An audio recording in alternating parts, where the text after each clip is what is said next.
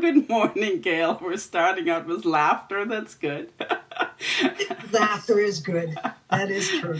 Good morning. Good morning. Tell me about laughter and our physical body and our emotional body and our mind body from your perspective.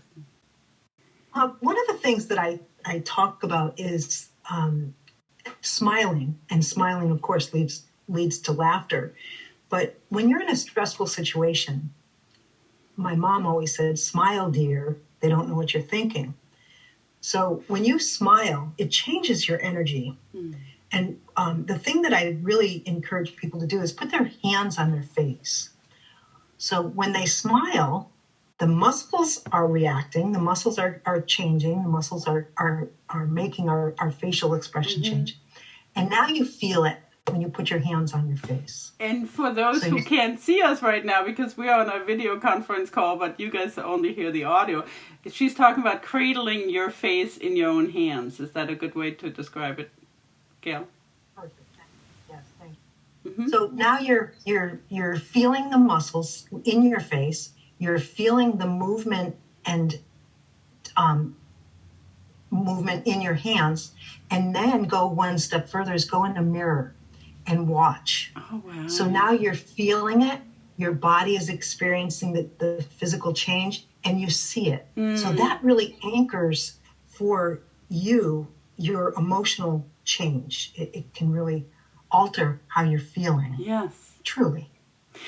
Since you're bringing up the mirror tool, there's a piece that I find so powerful in particular face-to-face coaching is to watch the person's eyes who is sitting across from you. And it works on video conference calls too. It's more powerful in person, but it works either way. And to really see how in the conversations, not just the movement of our eyes, but the expressions of our eyes really tell a story of what's happening for the person. When there are subtle or not so subtle shifts in moods, and it's this muscle memory of certain eye expressions actually convey a certain state that's unique to the individual. Yes, go ahead. Can you repeat? The vacancy that your eyes get, when you're going into a thoughtful place, or the aha moments, that light that just beams out of your eyes and your face. Sure, your eyes are very telling. It just changes everything. Your eyes expose everything about what you're feeling. So the thought that came to mind as you were talking about how eyes really tell a story and how they really shed a light on what's happening internally, I found, and that's maybe a stretch for some folks, one of the gifts of COVID and being masked is, for the most part, if we were lucky, we could only see a portion of somebody's face, and that portion were the eyes. And so I remember distinctively going through the grocery store, and when there was a one-way only mark on the floor and you had to keep a certain distance, and where it was so profound of an experience to navigate through and around places and navigating around other shoppers was to connect to the eyes. Yes. And body movement to figure out, where is this person going, therefore where am I going? Yeah, communication through the eyes is very important, and especially at this time. I can remember sitting at the dinner table and getting giggly and clearly going to be getting in trouble. And all it took was my father to look at me. He didn't have to say anything. It was his eyes that penetrated my giggle spots. And of course I wanted to laugh more, but I didn't dare. So a look, or just love. Look how you can express your affection and your attachment with just a look. Yes. Or you can put someone else's light out by a look, by not accepting what they're doing, or by not understanding where they are. So sure, Yeah. our look can be as cutting as our word, And there is, and as enlightening as our yeah, word. I mean, the power of just an expression through the eyes. And I've spent a lot of time thinking about how much we can communicate through eyes, and how also, to some extent, potentially our upbringing has taught us how to shield those expressions and to have this vacant kind of look, where I find it very interesting when I meet people to see who is actually looking at me and wants a conversation and who is not available, and to honor that as well. It's almost like Sure, the curtains are drawn and they want their privacy, and they are not willing, ready, and able to have that contact, and to not have to judge the reason why that might be so, but to simply be in allowance of our own readiness to connect with others, as well as others' readiness to connect with us. Right. Yeah. That's beautiful, to be able to honor what their eyes are telling you. That's really a nice place to be. Very forgiving and very non-judgmental. Yes. So in your massage work, how does communication, when we touched a little bit on that in previous talks, how do we communicate when, the person's face is cradled in a face cushion, and you're working with their presence, picking up subtle messages that might not be verbal or through eye communication at that moment? Absolutely. I typically work with my eyes closed anyway. So it's all through my hands, through touch.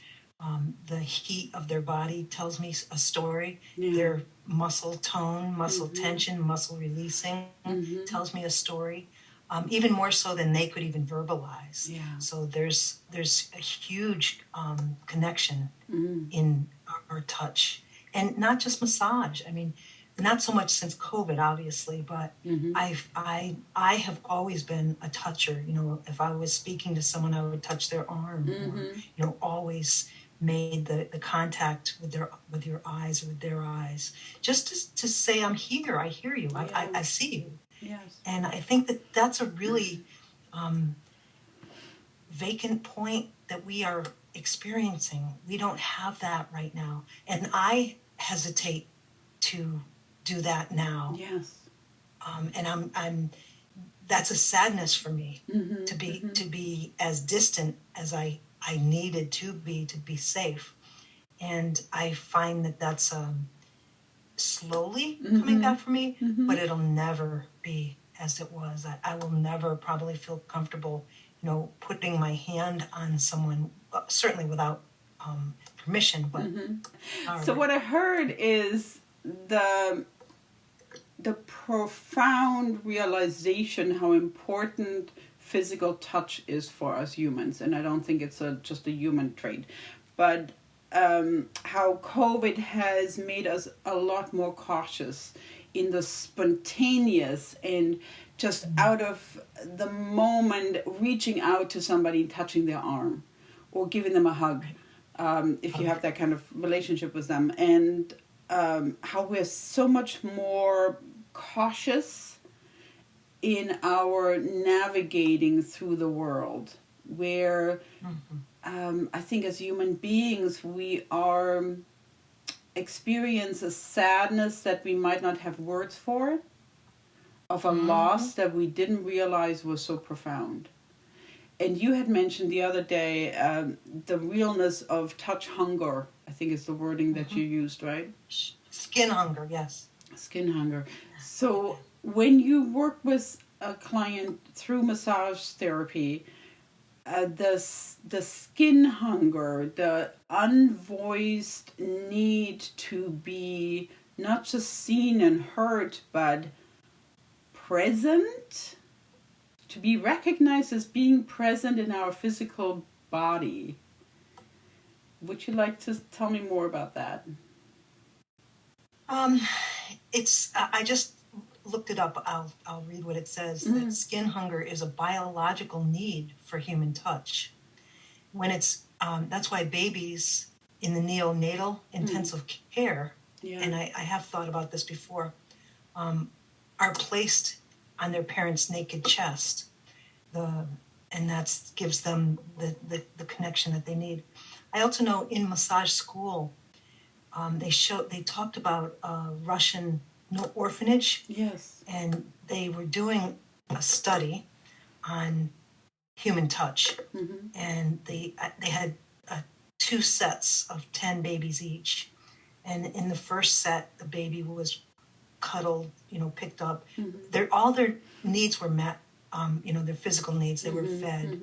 They were clean, diapered, clean, and clean linen and comfortable in their bed. But the other 10 were cuddled, and the physical touch was clearly made a difference. And the study went on for, I don't remember exactly for how long, but they couldn't finish the study. They came up unfinished because the set that was not being cuddled, the babies died. Yeah, I remember hearing that other countries had done a similar study, and how in a very profound, cruel way of understanding the importance of such an essential need within our humanity. And I want to kind of step out of the torment of that thought and really take it into our day and age, COVID particularly infused living, where we have really the opportunity to kind of rethink what's really important in our connections, and how many people are faced with unprecedented situations where we simply have no language, because the language that we've adapted and employed in the past described a past normal that no longer is. And how do you literally wrap your brain, your mind around a situation that's unprecedented?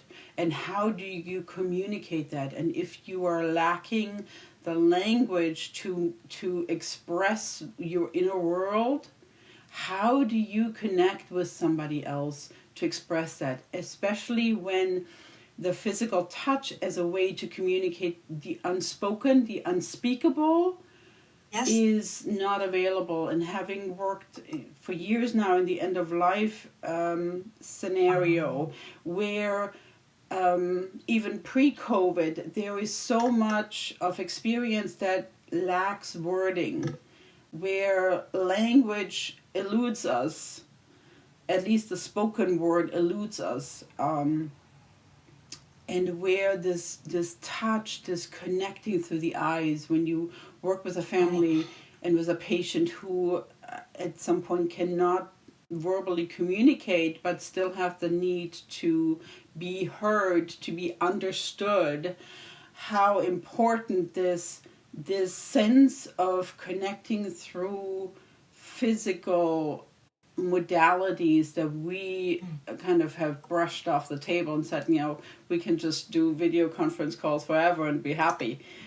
Right. Yes. Yeah. Right. I respect the work that you have done with end of life stages. It's just, it's profound work. It's not an easy place to be. I understand that.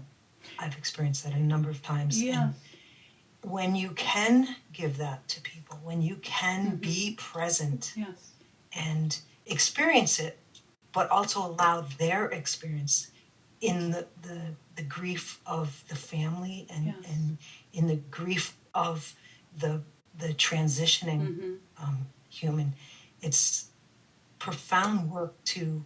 It's a depth of work that not everyone can experience, and not everyone experiences it. Certainly we don't experience it the same way, but it's a gift. to be in that presence. And I really see it as such. I needed the understanding in my own end of life scenario in our family, and my own grieving. I had to find modalities that I was not familiar with on how to not just cope, but consider the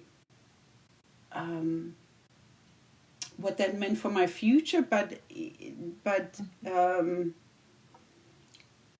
you have to bring it into your present moment. It's this really baby stepping through unspeakable, often experiences, and how to make sense of the world that just has fallen apart around you. And frozen. The experience, I'll record it anyway, and you can hear it in the I'm recording. so sorry. No worries. That is such a beautiful place to hear. I'll keep talking, and we'll hear it on the recording. So this experience first, before I worked in that field, was for me the way to feel like I could actually help. That I could actually connect with people in a way I could not have learned out of books. My experience became so profound in the end-of-life arena because I experienced my version of it first before I worked in the field. And that allowed me to connect with people in a way that I could not have learned out of books.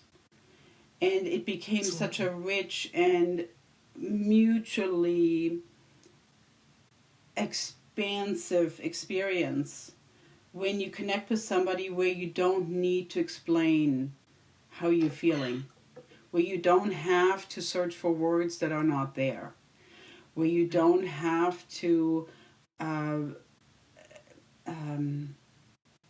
even make sense of what's happening and just are allowed to be in the trauma, in the drama, in the whatever it is at that moment, and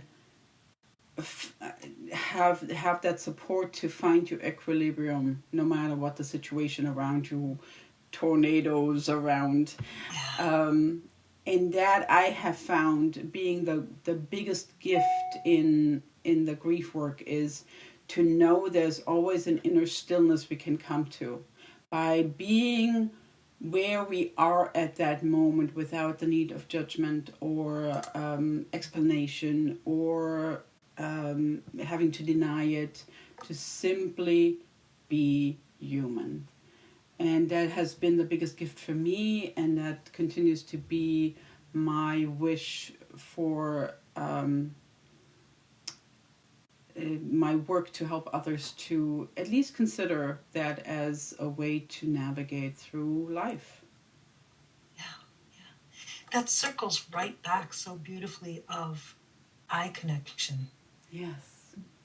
The words could never explain the depth of fear, of sadness, of loneliness, of misunderstandings, and your eyes seep the love and all of those feelings that words could never say.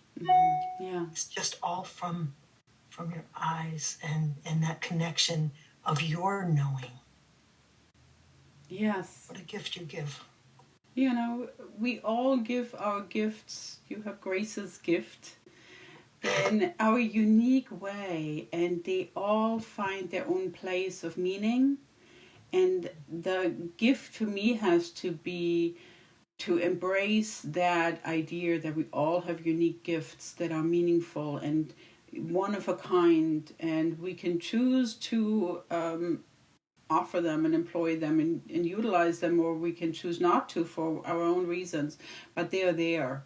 They are inherent within us. You also, when you said about eye contact, what really became so profound for me as a flash was you don't need to speak a foreign language necessarily but you can communicate through a smile, meaning, coming back full circle to what you started with, the exercise about our own smile. Smile is an international language that needs no explanation. And I've done a lot of work in the field of music in the last couple of years, and finding how that is another beautiful vehicle, an audible, resonance experience, bodily experience, that also does not need you to understand a foreign language in their grammar and vocabulary. And even how sheet music is written, an artist from Norway can read somebody's sheet music that was composed in South America somewhere. It's so powerful of a way to connect.